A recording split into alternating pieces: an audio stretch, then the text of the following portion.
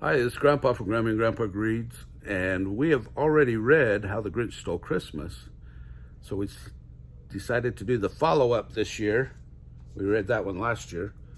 And the sequel is How the Grinch Lost Christmas. I've never read this one, so it'll be all new to me. By Alistair Haim and illustrated by Aristes Ruiz. It's based off of the book How the Grinch Stole Christmas.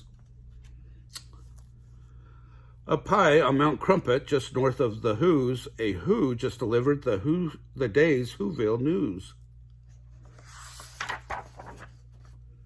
The cave on Mount Crumpet was home to the Grinch, who sprang from his cave just enough, plus 1 inch, to stare down at Whoville from high up above it. Tomorrow was Christmas, and speaking thereof it, my heart, grinned the Grinch, has grown to quite love it. The Grinch had been patiently waiting all year to celebrate Christmas and bring the Who's cheer, and to show every Who he was different now. I've changed, thought the Grinch, and I'll prove it, but how?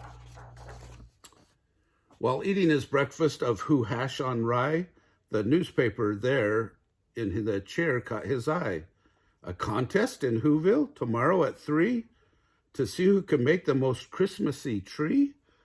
Then he got an idea, a crafty idea. The Grinch got an awfully crafty idea. He laughed in his throat. I know just what to do. When the Grinch grabbed a pencil and drew.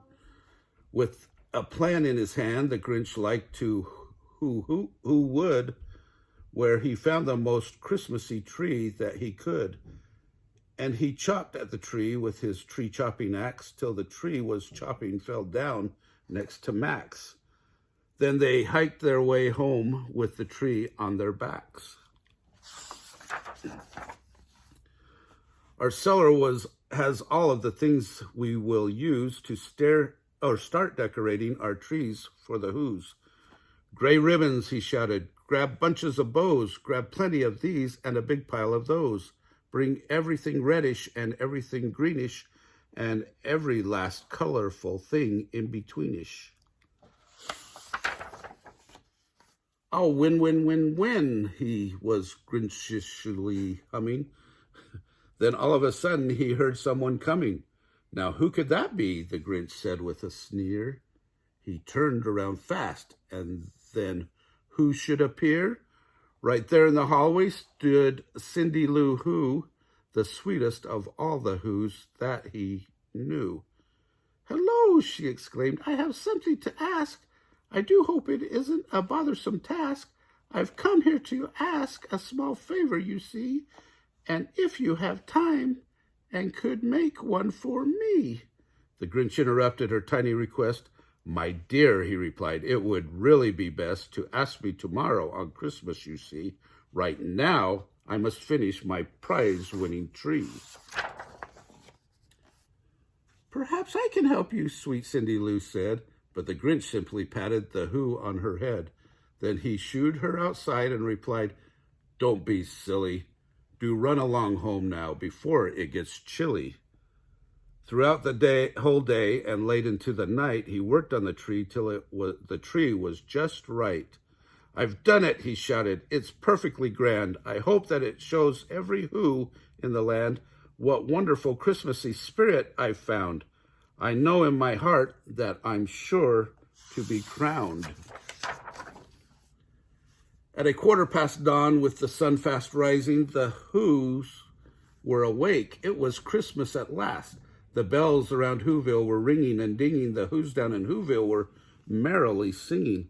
The Grinch ran outside and cried, Christmas is here, at the sound of that ringing and sing-along cheer. And when the time came for the Grinch to depart, he loaded the sleigh and it took off like a dart, sledding down to the Whoville town square. Contestants, the Grinch heard the mayor declare, it's time for the judges to judge all your trees. The rest of you Who's have a seat, if you please. Then the trees lined up from the tallest to smallest. The Grinch's tall tree was the tallest of allest. And down at the end to the far, far, far right was Cindy Lou Who's with its much smaller height. You see it down here?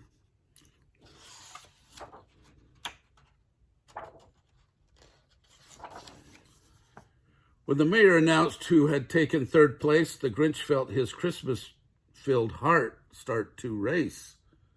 And now, the mayor said, without further ado, the lucky contestant placed number 2 lives high on Mount Crumpet. We're thrilled that he's here. The Grinch wins second place trophy this year. The Grinch felt a shock in his heart, turned ice cold. He felt it start shrinking, and so it is told that there in the square, all the Who's who were near it are certain they saw it and sure they could hear it.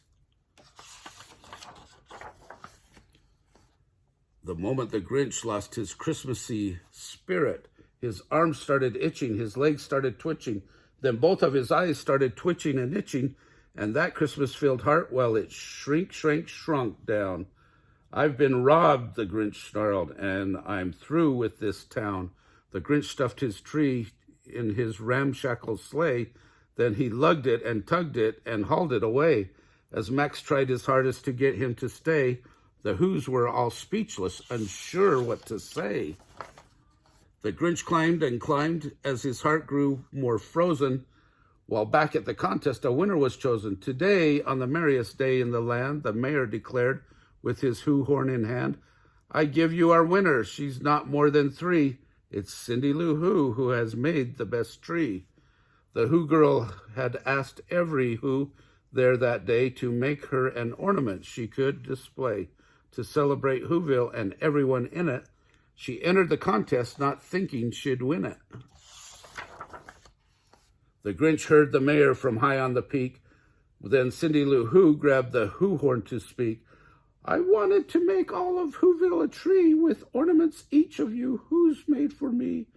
But there is one ornament missing, you see. The whole town of Whoville was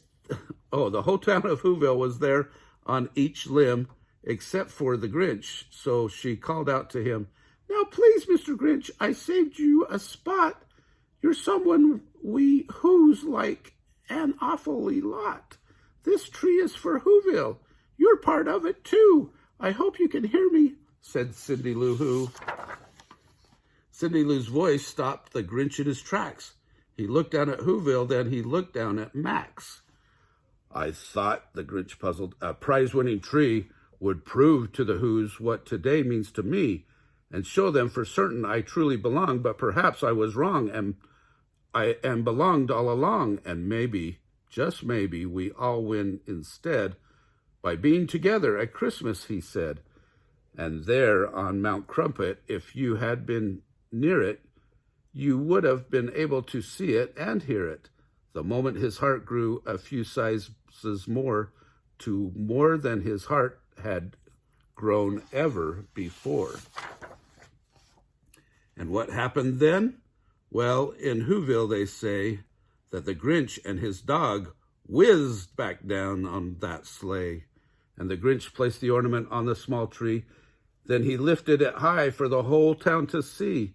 The Who's all hurrayed, and they jumped to their feet as the Grinch grinned and said, now our tree is complete. Then the mayor declared, we have one thing to do to make it official for Cindy Lou Who. Would you do the honors? And he pointed and said, and the Grinch